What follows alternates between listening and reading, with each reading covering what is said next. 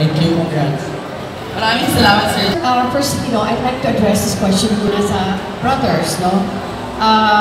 Congratulations kasi you're so young, no?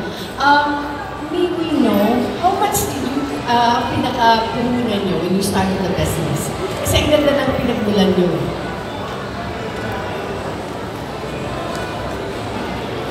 Actually, nag-start lang po talaga kami, parang 100,000.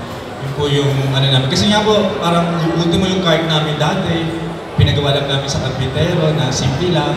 And then, wala pa kaming signages noon. Meron lang kami yung Panaflex lang or parang carpooling lang talaga. Very simple po talaga. Kaya hindi namin ina-expect na yung umpisa, magiging ganito siya. At ngayon nga, meron na kaming brand ambassador version namin.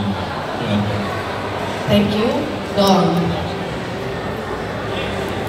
Dong, congratulations. Paano na kayong successful celebrity endorsers ng wife mo and of course si Sia? Is there a possibility na kayong tatlo magsama-sama sa isang commercial? Sure. That would be very nice. In fact, when Sia was 1 year old, meron po kami mga produkto na ginawa na magkakasama. And syempre, masaya kapag yung mga katrabaho mo, yung mahal na mahal mo, diba? So, that would be very nice kung mangyari po ulit sa amin.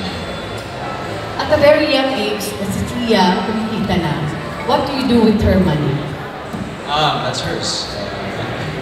So, my duty is to protect it and make sure that hindi maglaho yun.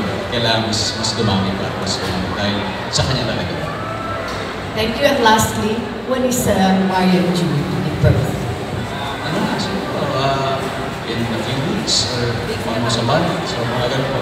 Medyo malapit-lapit na talaga. Kaya hindi na ako pwede masyadong lumayo-layo sa Metro Manila.